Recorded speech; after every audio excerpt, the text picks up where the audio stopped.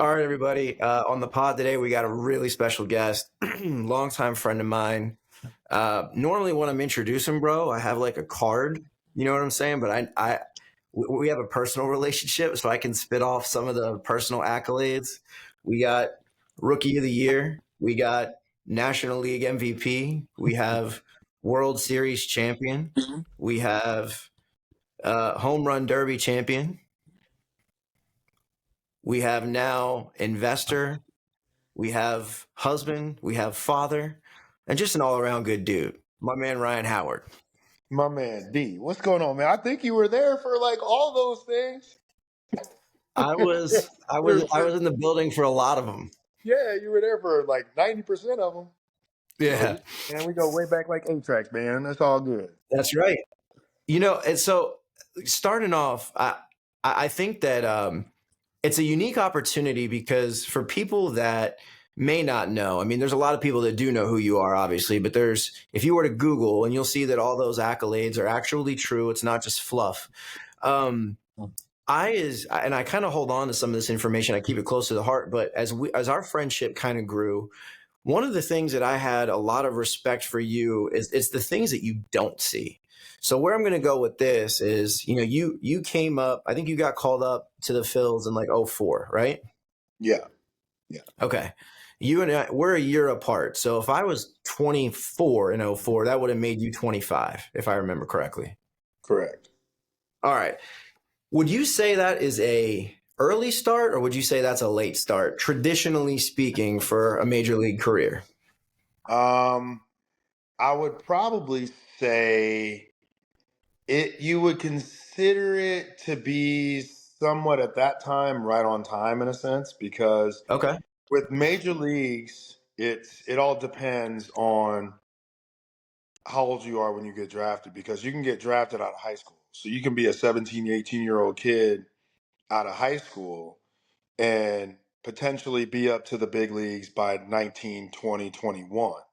I wasn't drafted until I was 21.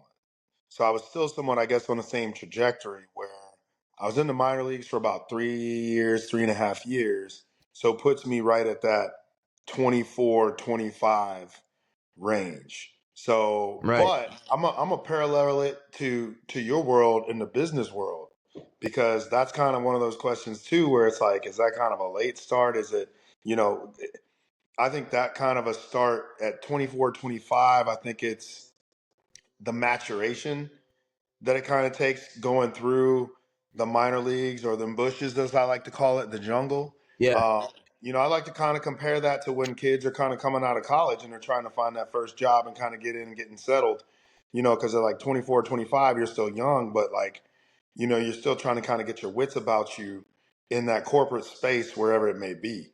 So, Yeah. my corporate space was on the ball field and just trying to kind of get my wits about me going at that level. But some people can get it where they get that earlier opportunity where they're 21, 22 in the corporate world, and they're able to kind of make it work and get settled in.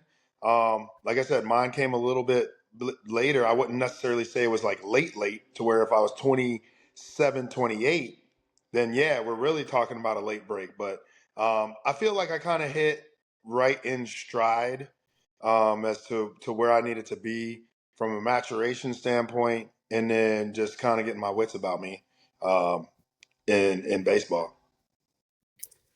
Yeah. I think it's important because when your number is called, uh, I remember very vividly um, from not so much at that period of time, but where I'm going to go with this is that I saw the league change while you were playing, Hmm.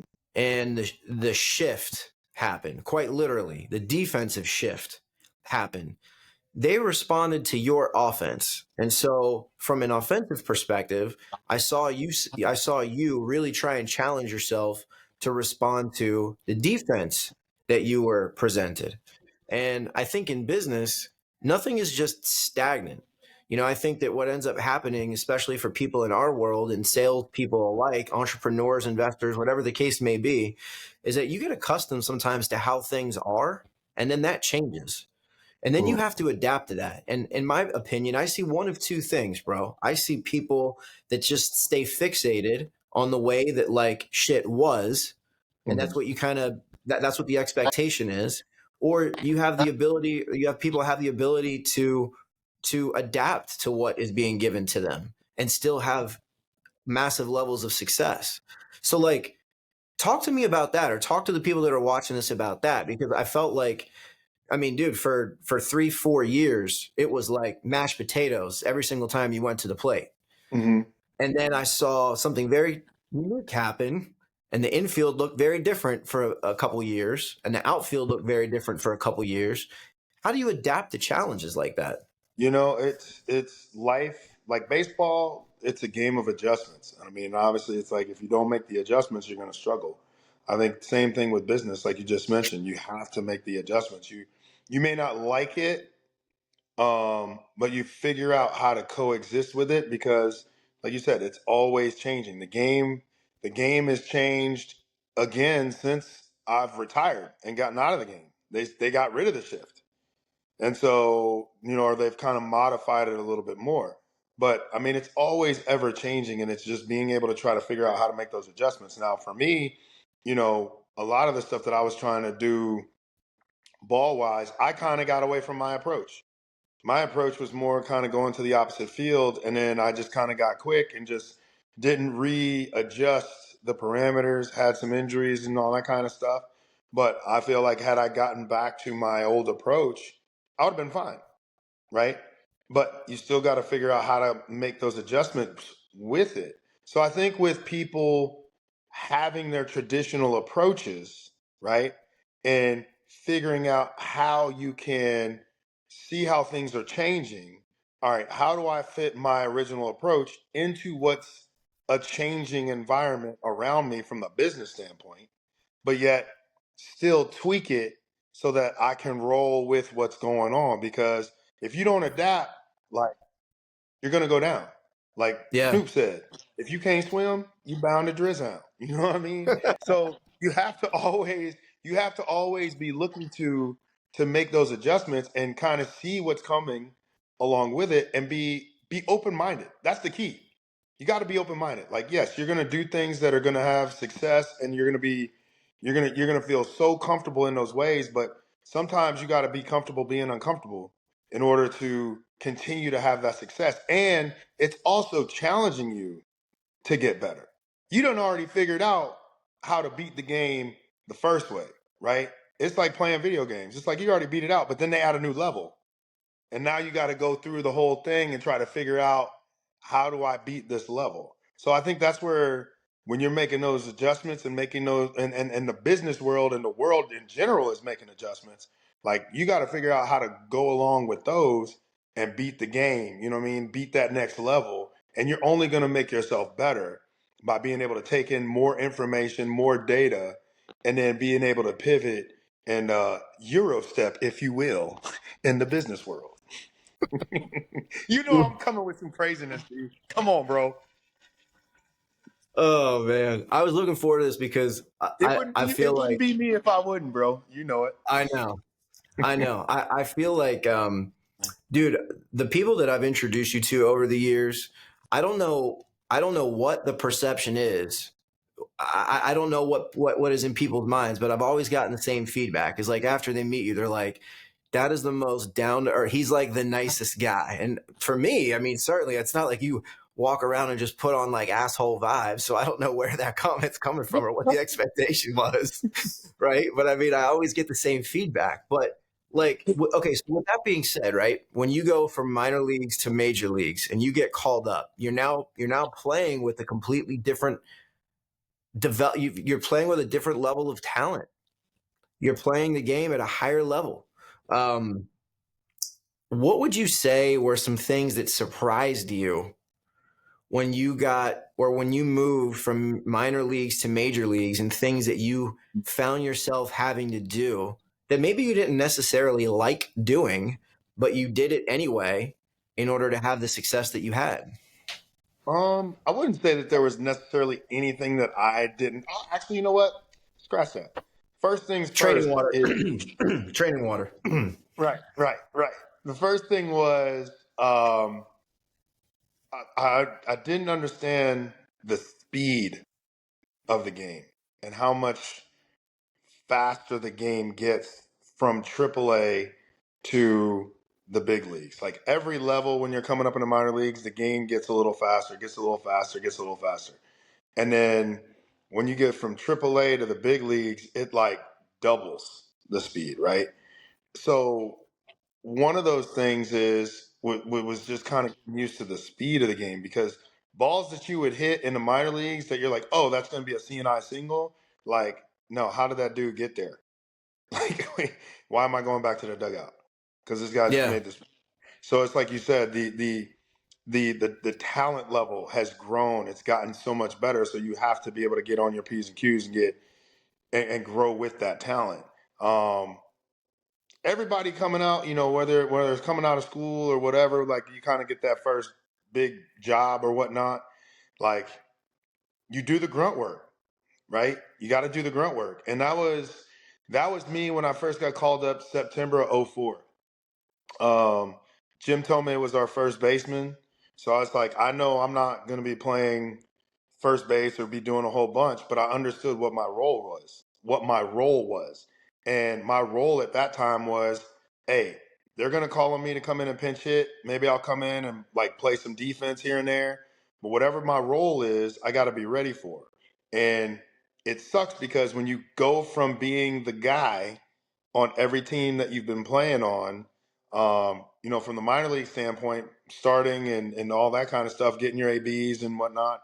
And now I have to change it up to where it's like, hey, I'm a role player now.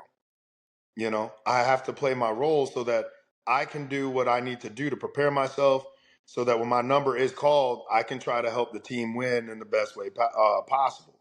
So I'm going to go out there and Right. try to have a good at bat. I'm going to go out here on defense and do what I got to do. It sucks, right? But nothing is owed to you. That's the first thing you got to remember. No one owes you anything. You have to take advantage of whatever opportunities like that you can get and make the most of it. Mine, you know, ultimately came the following year in 2005. My man Tommy got hurt a couple times. He was down the second time for the rest of the season. And that was my opportunity to show what I can do. And, you know, I did what I needed to do. The rest was history after that. Um, but I would say, like, to your viewers and everybody, you know, who's coming up in the business world, like, hey, it's temporary. First things first, have confidence in yourself, believe in your ability. Don't get frustrated if you don't get out to where you need to be right out the gate. You know, sometimes you got to do a little bit of the grunt work and do some stuff that you don't necessarily want to do out of the chute. But when that opportunity presents itself, then you got to shine. You know, take advantage of it. And just remember, nothing is owed to you. When you feel like it's owed to you, like you're going to be back there singing your shoulda, coulda, wouldas and being upset and putting all the energy in the wrong place. You got to put your So true. energy into where it is. You got to put your energy into where it is that you want to be.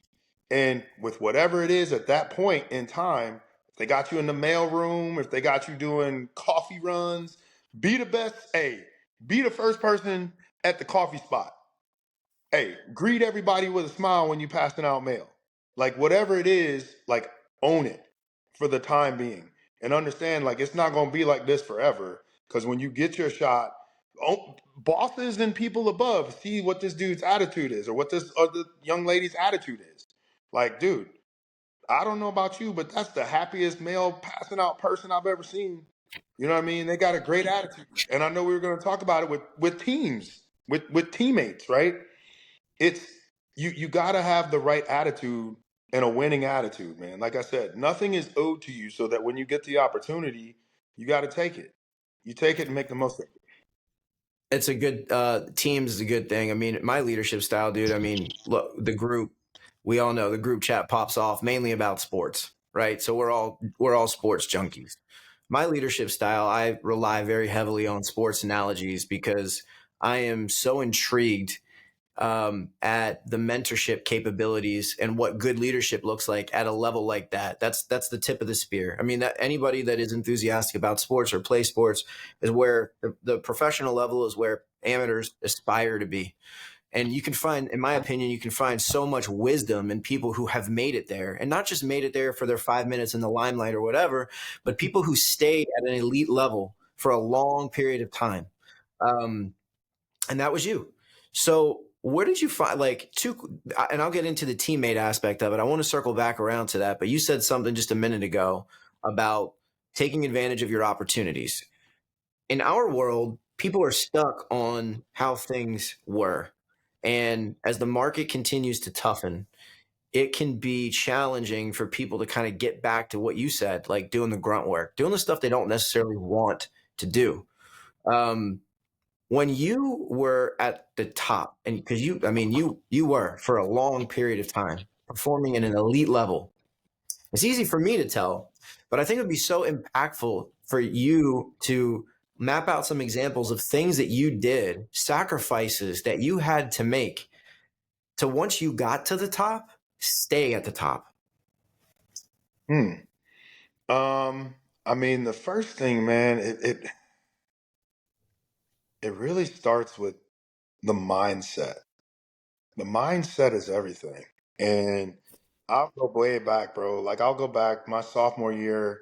I mean, I think you know this story. Like my sophomore year in high school, it was me and another kid trying out for our varsity baseball team. We're both sophomores, and um, they kept him because he played third base and he was a pitcher, and I just played first. And they sent me down, and my old sophomore coach came up to me, and he was 1,000 with me, man. He said, "Look, I know you're upset." He's like, "You got two choices. You can either sing your shoulda, coulda, wouldas and be mad that you're not up there, or put all your energy and focus into doing what you need to do to get back up there." And I said, "You know what? Yeah, you're right." And I did what I needed to do. I put my energy and my focus in the right spot. And then one other thing was my dad told me a long time ago, was like, I think I was like 15, 16, somewhere in there. And he's like, you know, you have to, if you ever wanted to be in the big leagues, you have to carry yourself as a big leaguer. You have to train as though you're a big leaguer. You have to do all these things as though you're a big leaguer. And I tell kids today, I usually ask them, like, how many of you guys want to be in the big leagues? And everybody raises their hand. And so I said, well, the thing is that you are in the big leagues. Right now, whatever level you're at is your big leagues, whether it's T-ball or little league or high school ball or college ball or minor leagues. You carry yourself as a big leaguer. You act as though you train like a big leaguer. You eat like a big leaguer. Like you carry yourself in that light. You stay out of trouble. Do all these things and prepare yourself for that so that mentally you're a big leaguer. You don't want to just get to the big leagues and just be mediocre. Like you want to be a star. You want to be an all-star or a superstar. Well, it has to happen at that level that you're at. So when you're carrying yourself at that level and you're looking at that competition, because you may be playing against one of these kids in high school or whatever later on in the big leagues, right? Mm-hmm. Or whatever levels. So a lot of that to me is the mental aspect of it. Like you have to see yourself there first and foremost and have the confidence and the belief that you can go out and do it and then you can achieve it. Um, I think when you're talking about some of the sacrifices, I mean, growing up, like, Reg, like with Reggie, like we used to go out and hang out. And I know the viewers don't know Reggie, but like that's one of our boys as well. But like we grew up in high school and played against each other and all that kind of stuff. And some of the sacrifices that, I made was, Reg was like, "Hey man, we about to go over here and go hang out and go kick it." And the thing was, I told him, I was like, "Hey, bro, I'll catch up with y'all later. I got to get these swings in, or I got to get this workout in." So it's having your eye on the prize, doing what you need to do in order to make that happen, right? And understanding like friends and all that stuff will still be there, but understand what your goals are and stand focused on your goals. Because sometimes it's like hey, partying is not going to go anywhere. There's always going to be time to Yeah. go party, hang out, and do all that kind of stuff. But you got to stay focused on what it is that you want to achieve in order to to be able to get there. So sometimes you have some small sacrifices in that light, but my thing was just always that mindset of just wanting to be the best that I possibly could be, and training and carrying myself in that light. So I think from the business standpoint, in the corporate world standpoint, it's the same. It's seeing Yeah. yourself as that CEO or of that multi-billion-dollar corporation or whatever it may be. Yes, like I say, your bushes and jungle, like my minor leagues, is like I say, where either you're coming through the mailroom and you're working up the ranks. It's the same type of deal, right? Where you're getting those opportunities, you're making the most of those opportunities, but you're also continuing to see yourself in that light and carrying yourself in that light. Yeah, the transitioning, there's things that are part of the job. And it's interesting. It's not my story to tell, but I have a unique perspective because I get to see, or I got to see the friend side of your life, and then most people would see just the TV side of your life, or the stadium experience, if you will. And there's a lot more that goes on behind the curtain than I think than a lot of people realize. There are some it's not all rainbows and butterflies, right? I mean, there is and where I'm going with this is stress. There are natural there's cause and effect. Um, in the late 2000s, there was a time where you came and you were playing the Marlins, Mm, and I waited for you after, and we went to the gas station down the street from the old ballpark, not the new one that they have now, not Lone Depot, but where the Dolphins played. Hard Rock, it's called now. mhm, And I remember we were in the car and we go to the gas station, and you went inside and you come back outside, and there's like people who had followed us from the field to the gas station, and they were asking for signatures. And mm, I think it's one side of things that people don't see, that aspect of the whole, like the big picture. They don't see that. And I know that people might see this and be like, oh, he's a professional athlete, but you're a human being as well. So it's like you're just going to get a Snapple or whatever the case may be, and then you come out and there's like 90 people in your face wanting you to sign stuff. There's very little mm, separation. And where I'm going with this is that it's stress. It's job related stress. And I remember it definitely caught you off guard, but I remember you getting back in the car and you were quiet for a second, and then you were like, part of the job. And I thought it was just such a relevant comment, because I feel like in business, when you have great levels of success, it's almost expected that it's going to be stress free. Or why is there any stress at all? It should just be all upside. It should just be all attention. It should just be all like highlight reels. And that's not the real world. I think that with anything where you have great levels of success, or you're at the tip of the spear, you're performing at an elite level. Like for us, our job's very stressful, but you have two types of stress. You can have stress because you have so much business and you're growing, or you can have stress from not having any business at all and not having any success. So mm. you have to kind of, in my opinion, I mean, I'd love to get your feedback, but like, what there's the stress that comes along with performing at an elite level or being at the top. Those two things. How do you deal with those things? Like, how do you process, or how did you process those types of ancillary pieces of stress that were part of the job, as you said? I mean, it's a very interesting topic, and like you said, you got to see it. Um, you got to see it a lot, and I always my phrase was always like, "That's what happens when you sign the permission slip," type Mm-hmm. deal.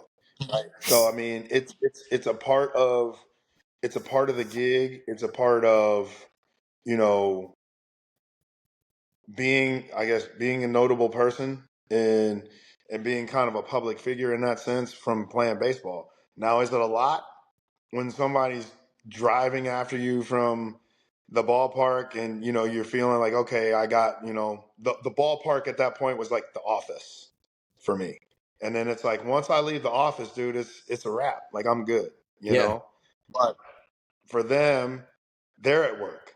I kind of like to call them the eBay All Stars. All The guys stars. that will Yep. chase you down and get autographs and try to sell them, because they're at work. They're working, trying to do all that, and it becomes very inconvenient.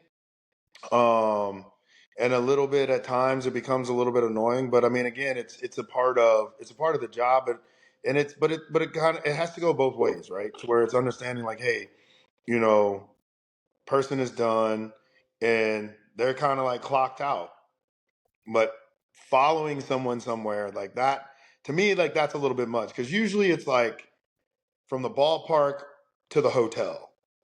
And like when you're following somebody like to a gas station, then that's different. You know what I mean? But like, and then the hotel is like the house. So it's like when you get to the house, it's a wrap. But I mean, yeah, it would have its moments. And people always ask, like, man, and it's usually people that are asking for the autograph at that time. They're like, man, this has got to get like so annoying.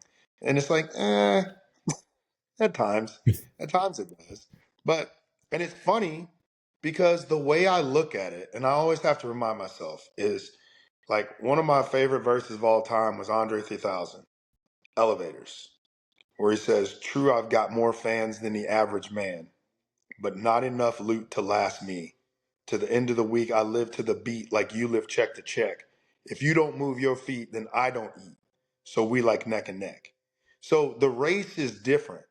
My race was playing baseball. You know, everybody else's race is whatever their race is. You can be a mechanic, you can be in real estate, whatever it is, right? Like you said, with the stresses, right? It's all about how you look at it. You got to do your job the same way I got to do my job, right? I may have more people looking at me from the standpoint to where you got folks following you from the gas station, from the ballpark to the gas station. Now, if somebody's following you from the office to the gas station, like that's a different thing. You might have to, go clappity You clap never clap. hear the end of it. Right. I'd be like, You know you'll what I never mean? believe what But happened today. exactly. But as you were kind of asking the question about those stresses, you know, now it's kind of looking at it in again perspective, right? Hmm. Look at the situation to where it's like, man, I'm blessed enough to where I'm in this situation to where like somebody would want to ask me for my signature at a gas station. I've been blessed Yeah. to be able to do well enough to where like they did this. Like from your standpoint, from the business standpoint, to where it's like, man, like our job is very high stress, but when you stop and look at it, like I'm blessed to have this stress in a sense, right? And I think that when you can look at it from that standpoint, from what you're doing and as you're growing, because I'm sure there's uh, like Biggie said, more money, more problems, right? Hmm. So it's like a lot of times, like when people's businesses start to grow, then there can become more issues and more things that you kind of have to watch out for and things of that sort. But it's kind of like changing the perspective and being like, well, this is a great problem to have because this is, in a sense, it's like I wanted my business to be able to grow, right? Yeah. And grow to this juncture and grow to this point. And it's like, but in a sense, you're also growing because you're learning as you're growing about these different things that are taking place. But I think it's, again, kind of keeping that perspective to where it's like, okay, I'm blessed to kind of have this stress because I'm still having success Right. in this situation. So I wasn't Right. trying to rap on that one, but that just kind of came out that way. All right. So let's flip it now. So stress from having success. How do you deal with stress when you're not having success? Mm. I think the stress when you're not having success, I mean, I think it's like going in a slump, right? So obviously, having played baseball, baseball is basically the only sport you can play and fail 70% of the time and still be considered like one of the greats. Hall of Fame. Yeah. So my perspective, again, I keep using that word. I guess that's the word of the day is perspective. Is I used to look at it as a game of failure, and Hmm. I changed it to a game of perseverance Hmm. because you're continuing to try to persevere through this 70% of the time you failing.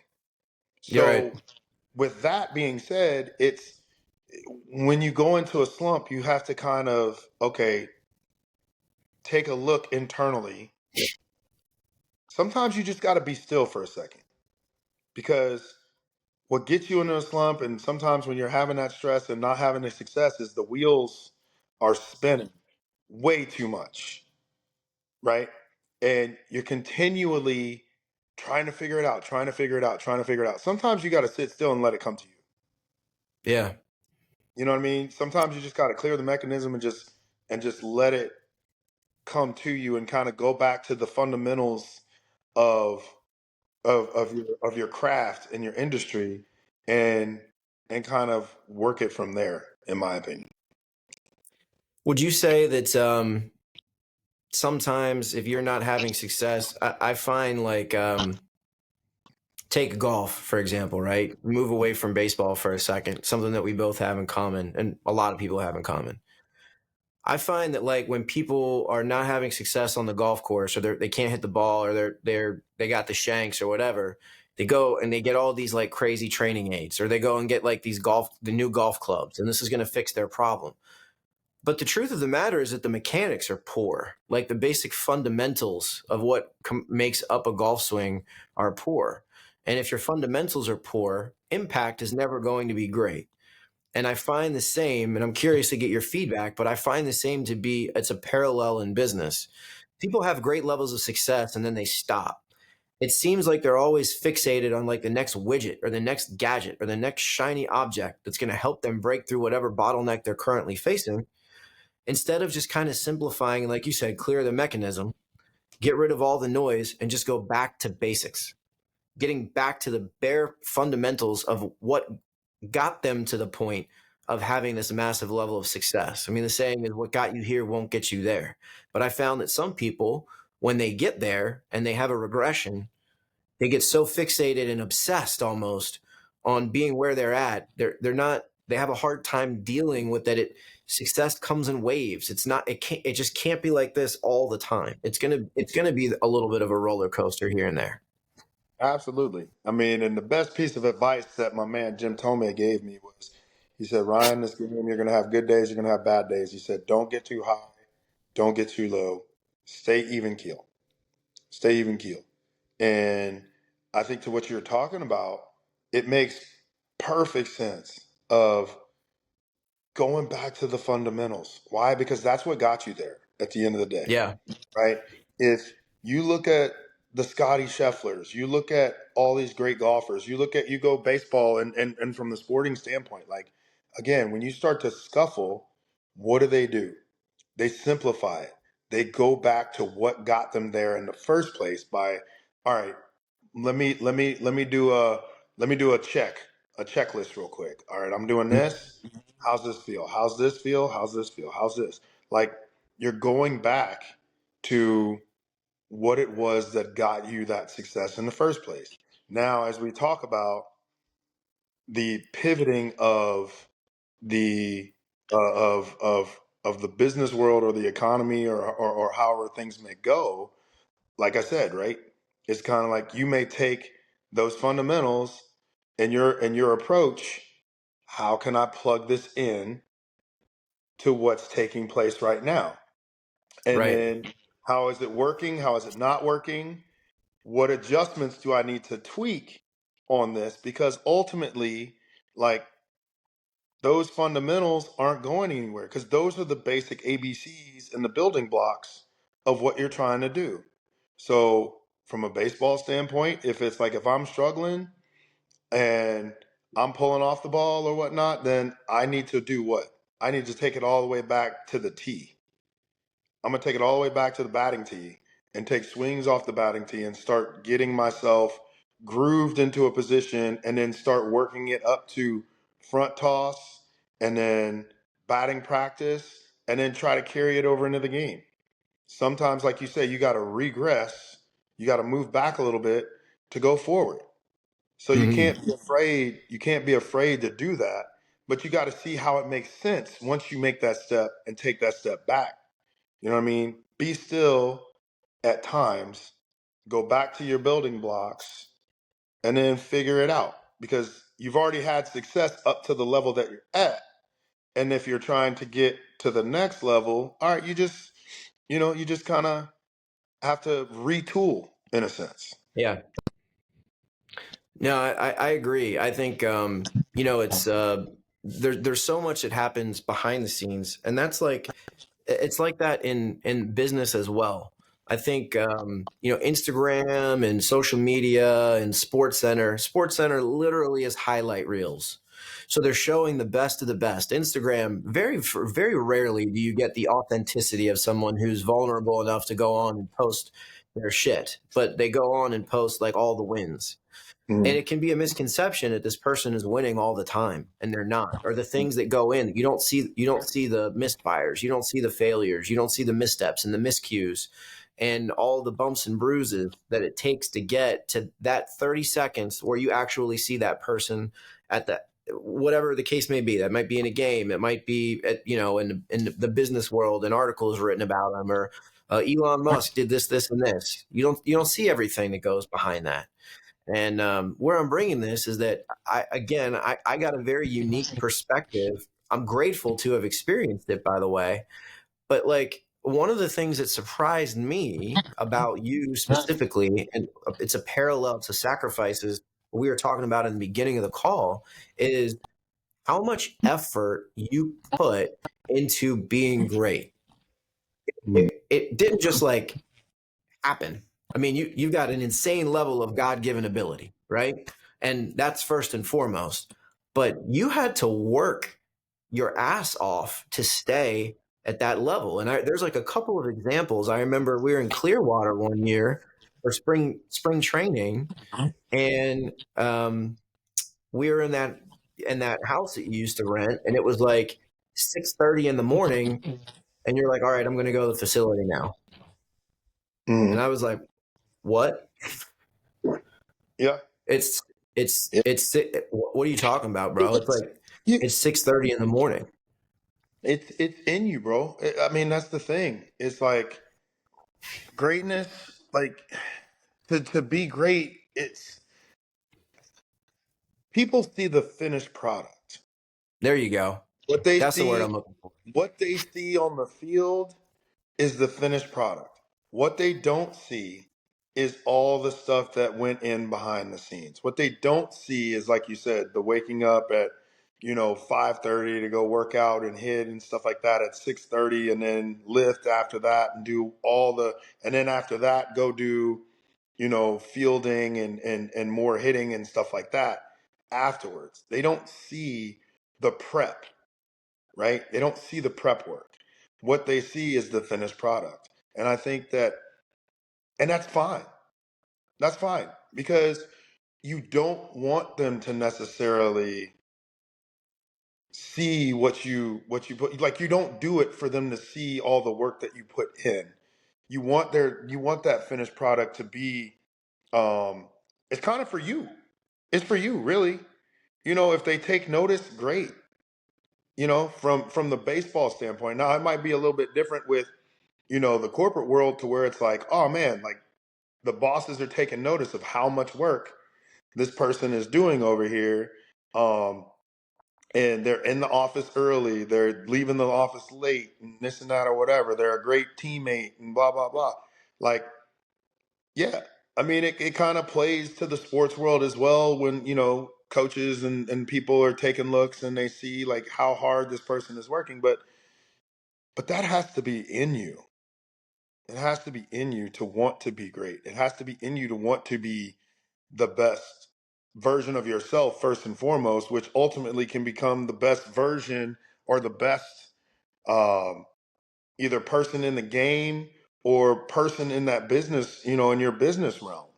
So what it is again is like people don't necessarily see all the stuff that you do, the work that goes in behind the scenes, and what they see is the finished product. And as long as that finished product is out there, helping your team win, and you're the best version of yourself, then that's what matters. It's so true, man. How have you talking about we talked a lot about on-field successes, right? Mm. How would you say that some of these things and the mindset, the preparedness or the preparation, um, uh, anything that went into your on-field life, how has that served you now in your off-field life, in the chapter after professional sports? No, man, that's a great question because I look at like the business realm, and obviously for me, having played baseball and just the athletic mindset, draw a lot of parallels to that because I do think that it does mirror a lot of what goes on, um, between the athletic world and the business world. I mean, it's you've got to want it more than the other person. You've got to sacrifice. You got to put in the work. Like all those types of things translate into the business aspect, and I think that for me, in kind of looking at it, yeah, it's about the prep. It's about having the data. It's about having the proper team around you to where if it's having stuff kind of sift out and having the right people to take potential investment opportunities to have them break it down and kind of give you, okay, hey, here's the pros, the cons, here's your exposures, here's this, here's that, here's how you can help make it better. And if it's working with companies, like, okay, here's how I can here's how I can help to build up this company and continue to build up the entrepreneur who had the initial idea. You know what I mean? Again, because Right. it takes that team, and it sometimes they're gonna run into stuff where it's like, man, they hit that little bit of a lull, and sometimes you need that little pick me up. You need that little Yep. that pep talk to kind of keep them going and keep them on track and doing what needs to be done, but then finding different ways that you can also try to help um, grow the business. True. Yeah, it's clearly I've never been on field in a professional format, but I mean, just even you can find parallels in almost so many things Mhm. if you look really just hard enough. And I guess we could finish with this because I think we're coming up on just about 40 minutes now. But you mentioned teammates earlier in the talk. Do you think that you would have or you could have achieved everything that you achieved without the teammates that you had? Absolutely not. Absolutely not. I mean, you look, Why do you the say that? individuals, because like for me to have 149 RBI in 2006, that means my teammates had to get on base. I Mm-hmm. didn't hit 149 home runs. So, Yeah. you know, so it takes teammates, it takes a team, it takes a unit because, I think the parallel in the corporate world is, and one of the things my old manager said is know thyself, right? Know thyself. If you don't know the answer, find somebody who does, right? Yep. So that's where you can lean on your colleagues, and the goal together is to grow and to win, right? Grow this business, win. Because when the business wins, everybody's gonna win, right? That Yep. means people are getting raises, that means, all kind of great stuff.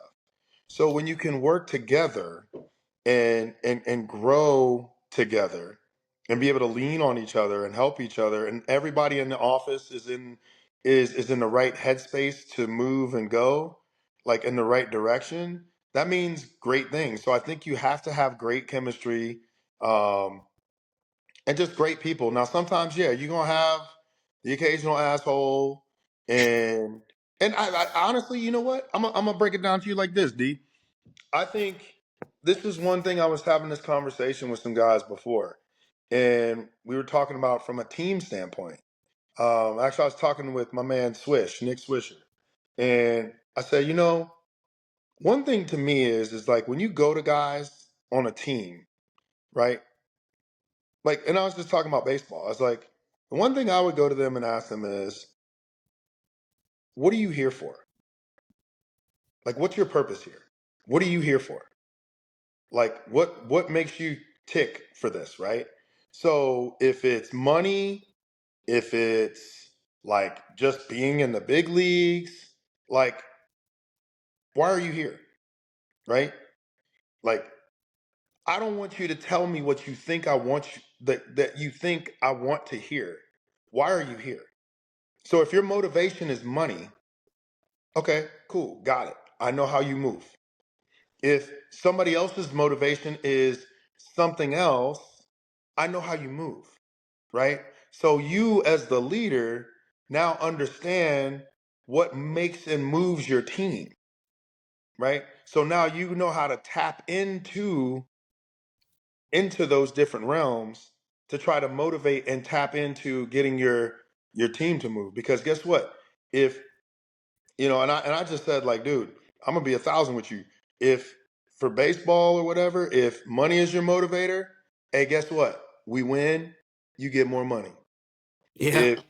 If women are your motivator, like, we win, hey, there's girls are gonna be all over you, right? Yeah.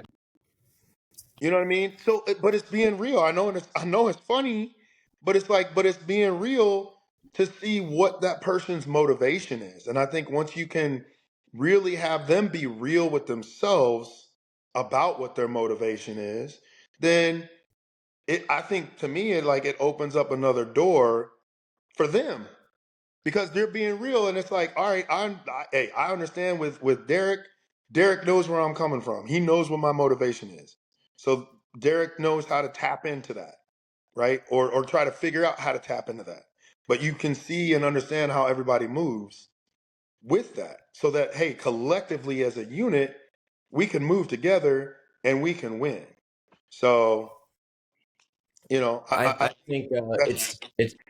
yeah, it's such a great point, but it's so it can't be overstated enough, in my opinion, because I feel like, especially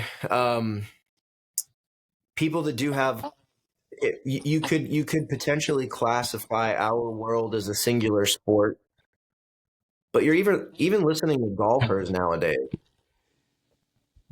they're not saying I did this. Mhm. I did this. I shot this.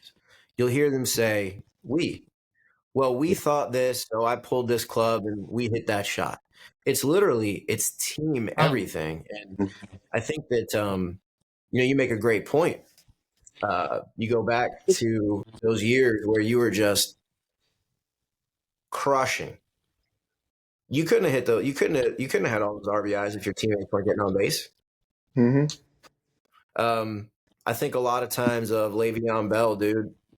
For Yeah. people that don't know who that is, he was a Pittsburgh Steelers running back, and for a 4 or 5 year span, he was regarded as, would you say, arguably the best running back in the league? Would you agree with that? I would say he was there. Yeah, arguably you could say he was the best running back in the Top league at that three. time. 'Cause he was definitely one of the most dependable, and durable running backs in the league, for sure. I What think what, what what. what was your favorite team? I'm sorry. What, is this Come Pittsburgh on, man. bias? This Pittsburgh bias Why you coming got? right now. Come on, man. Why you got to do me like that? All right. So people forget. Listen, everybody's human. He Yep. forgot. Love him, hate him, whatever the case may be. He had a Hall of Fame quarterback. Before AB went all AB, I mean, he Hmm. was all world receiver. Yep. Those skilled position players opened up more opportunities for him. Oh, and by the way, he had a great offensive line. A Hmm. great offensive line. Sometimes when you start winning and you feel like you're getting personal accolades, it's very easy to forget the pillars that helped get you there. Who's to say that if Big Ben wasn't the quarterback and all they had was a run game, they don't just stuff the line and he doesn't have any yards?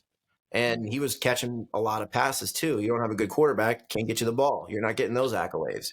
Who's to say they don't have AB on the team and there's not that threat on the outside that they have to guard the pass and they have to guard the run, that you become a one-dimensional team and they stuff the line again and you don't get all those accolades.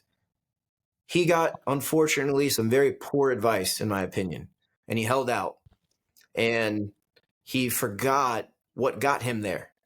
Hmm. Goes to the Jets. 2 years later, dude, he's out of the league. Yep. I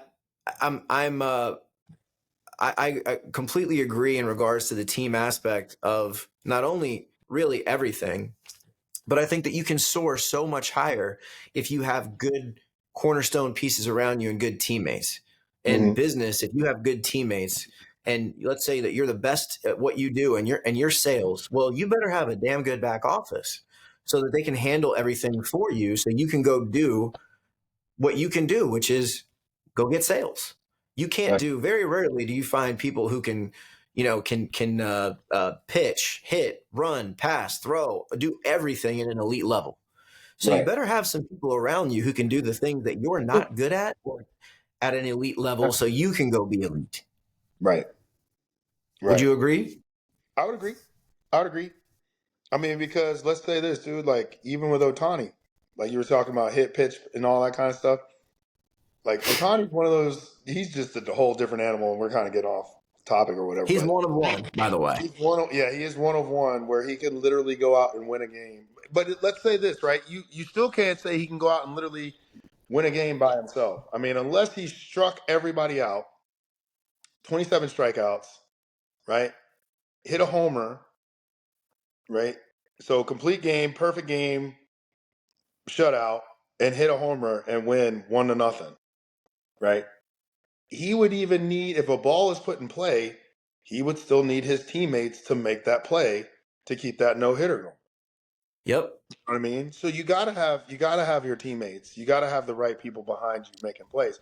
And then when you have that type of a situation where he's got a perfect game or a no hitter going, guys are even amped up even more to want to go make that play.